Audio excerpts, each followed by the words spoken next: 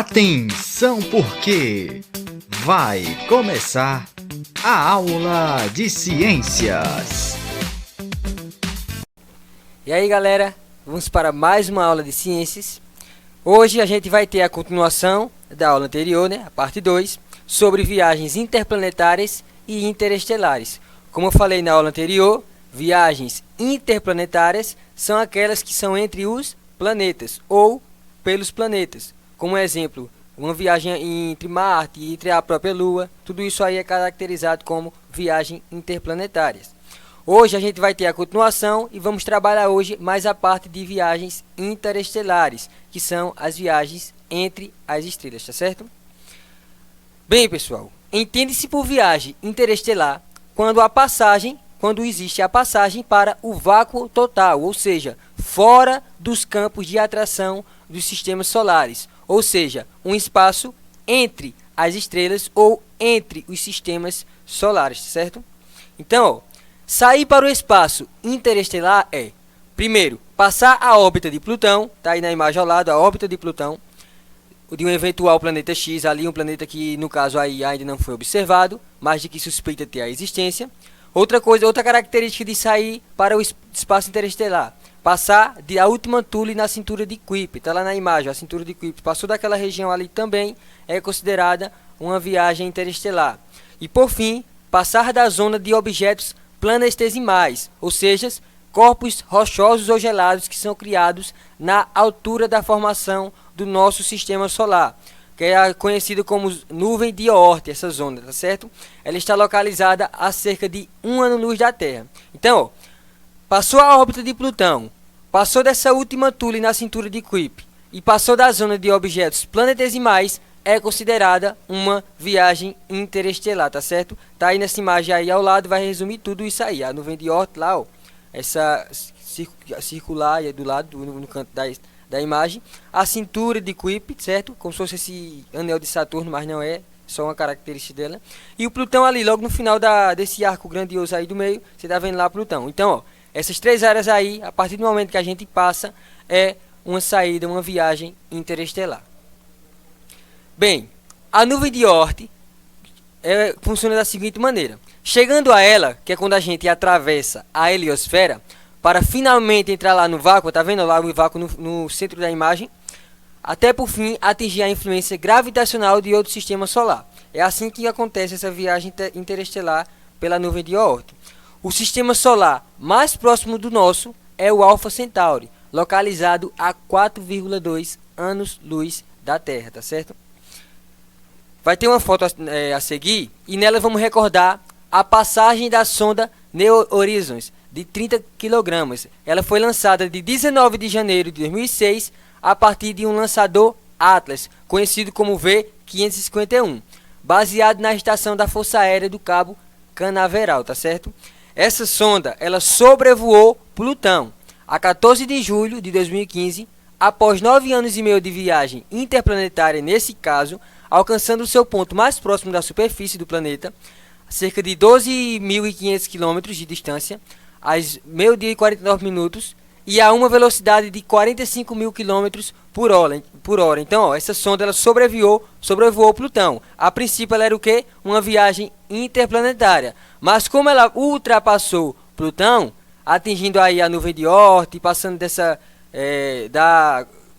do anel de Kuiper, então o que aconteceu? Ela passou a ser uma viagem o quê? Interestelar, tá certo?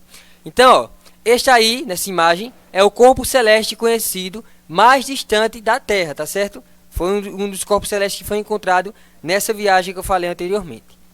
Então, ó, passando a heliosfera e a nuvem de Oort, essa heliosfera, no caso, é uma região periférica do Sol, tá aí na imagem ao lado, ó, o Sol e essa heliosfera aí, que é a região periférica.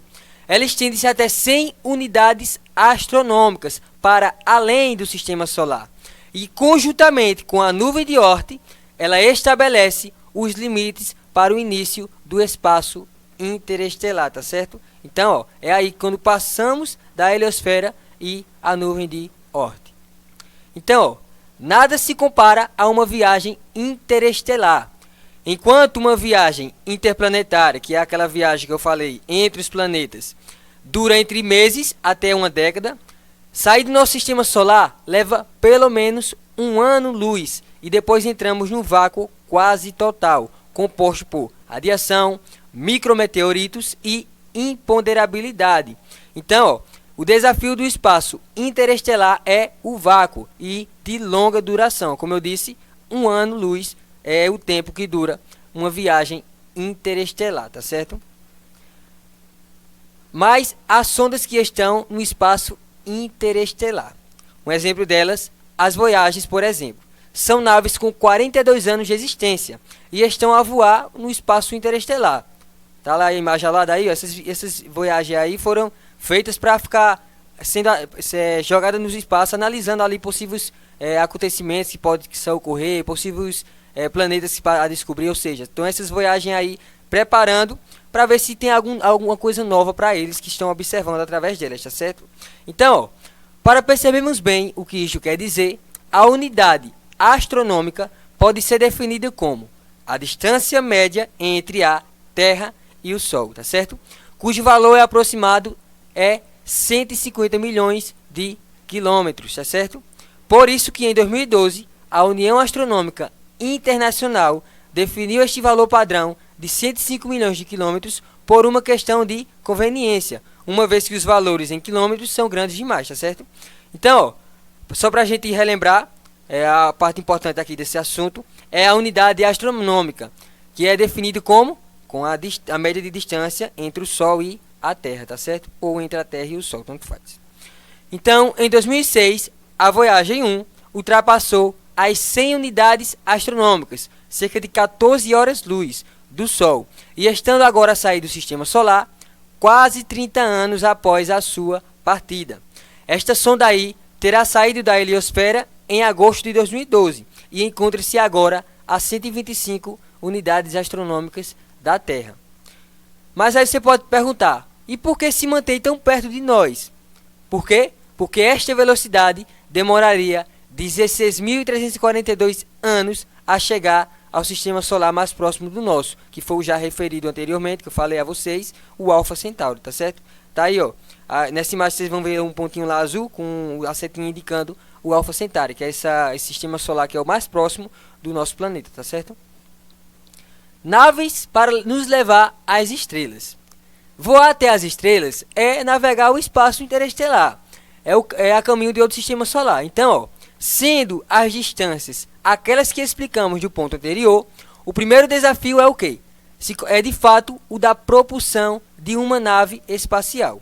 Então, ó, aí está uma nave que foi feita pela NASA há um tempo atrás aí, que eles utilizaram para fazer essas viagens interestelares, para conhecer como é que funciona lá no nosso sistema solar, né, por fora. Então essa daí foi a nave, certo? Ela foi bem estipulada, foi feito um investimento grande nela e ela tem condições de alcançar distâncias excelentes aí no nosso sistema solar. Porém, ainda não foi feito o teste dessa daí, tá certo? Então, pessoal, essa foi a nossa aula de hoje. Espero ter contribuído para o aprendizado de vocês e até a próxima aula.